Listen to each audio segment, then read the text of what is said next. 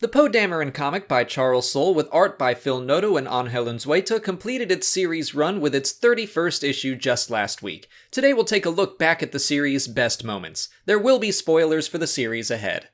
The first 3 issues serve as an introduction for the story, and while they were fine, I thought it ended rather shakily with an out-of-nowhere kaiju battle that saves the day. But the 4th issue started to really bring me around on the series. As Poe and Black Squadron search for Lor San Tekka, they come face to face with Gracchus the Hutt. While he didn't play a huge role in the story, I was glad to see his appearance because the character was introduced by the main Star Wars comic less than a year earlier. I will say I was bummed to see that he lost all of his gains. What happened to you, Gracchus? I just remember being excited to see that level of continuity between the comic series. Star Wars showed us Gracchus being imprisoned for owning Jedi contraband, and then we jump more than 30 years into the future to see him still in prison.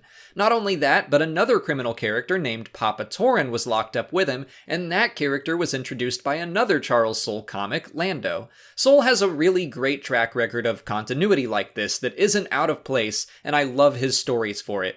Anyway, I've enjoyed the character of Gracchus, I'm glad he's still out there somewhere, and as of the final issue, he seems to be one of the Resistance's only allies willing to take action.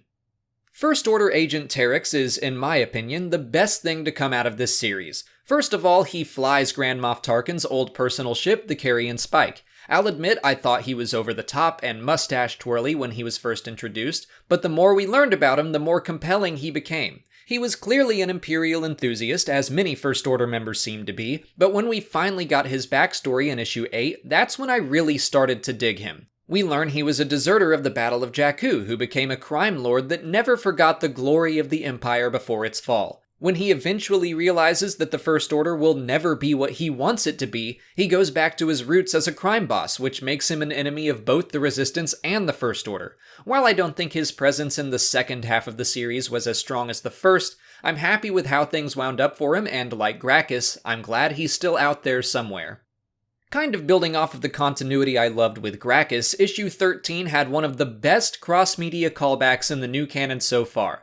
Poe and C-3PO are trapped in a cave with an old Clone Wars-era commando droid that was part of 3PO's spy network. Snap realizes he has a certain droid personality that can be uploaded to the commando droid to help out, and with that, Mr. Bones returns to perform violence.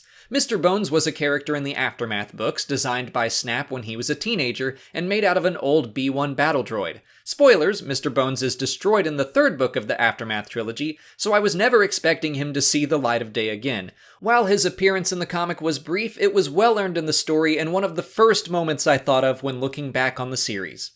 After treading water for a bit, the comic hit its stride again with issue 20. We get to see Lor San Tekka infiltrate a vault on Cato Nemoidia to investigate an ancient relic of the Force called the Kazarath device. He's caught and imprisoned, and the race to covertly break him out of Nemoidian jail is one of the most fun storylines in the series. But where I feel this arc really shines is by incorporating Star Wars history from multiple eras. You've obviously got Poe and Black Squadron for the sequel trilogy, you've got Leia for the originals, who is pretending to put Padme's old dress collection into a Nemoidian vault, so you've got the prequel era content covered, and then the Kazarath device even ties in ancient history that we have yet to see. None of it feels out of place, and it's just great to see so many different pieces of Star Wars working together in harmony.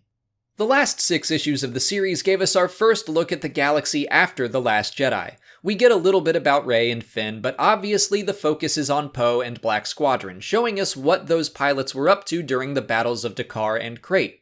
Taking that step was a good move for the comic. Since we didn't know the fate of most of those pilots, the tension was amped up.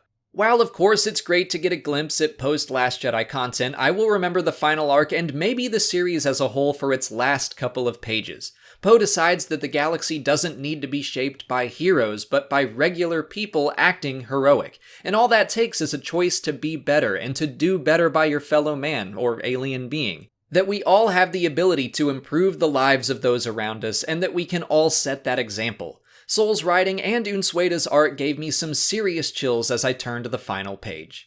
Looking back, Poe Dameron was far from perfect. Some arcs were better than others, and I remember feeling like Poe as a character was treading water a couple of times, learning the same lessons he learned in The Last Jedi.